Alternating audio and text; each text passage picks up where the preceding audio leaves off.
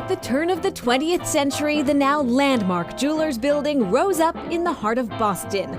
For more than 100 years, jewelry and watch businesses have thrived here.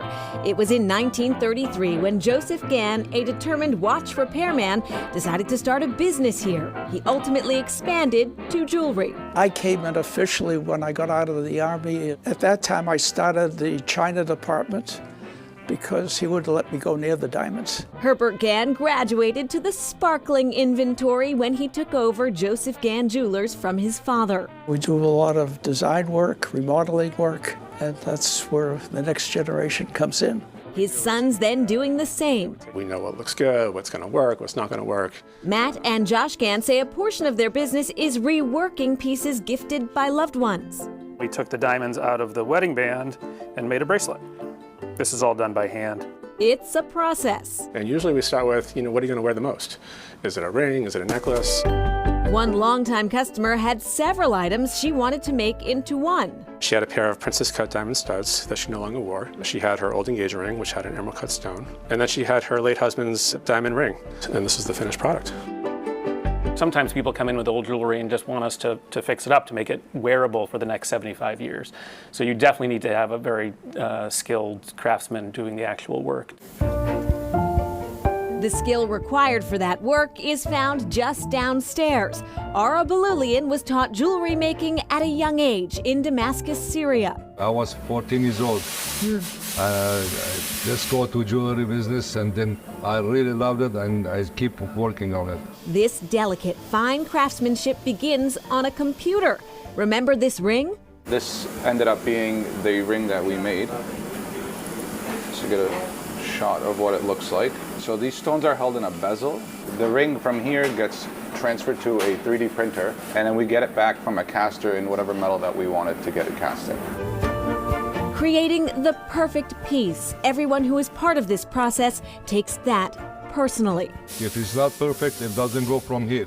Every piece I made, I feel like it is for my wife or somebody very close.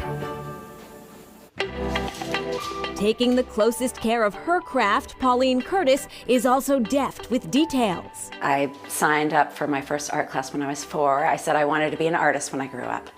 A graduate of Rhode Island School of Design, she studied pattern and colorways. I mean, I have a lot of patience and really can get excited and obsessed with, the fine details of things. But then, sometimes I lose patience and want to just let loose.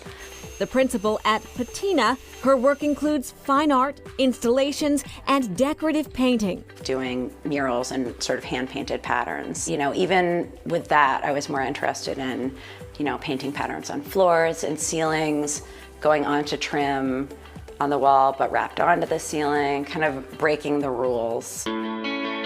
Her art is imbued with that rebellious sensibility. So I want to bring a little silver in here, so I'm just spraying through that. This massive mirrored piece now hangs in an entryway. Upstairs, she bedecked the hallways with unexpected materials. Pairing roofing nails with mapping pins and pearl stick pins and shell casings.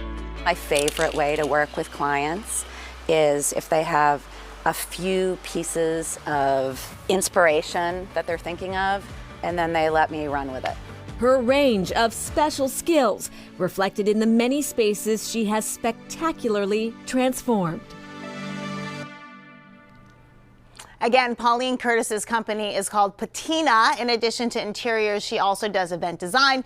And back to Joseph Gann Jewelers, the Gann brothers say reworking jewelry is really a case-by-case project.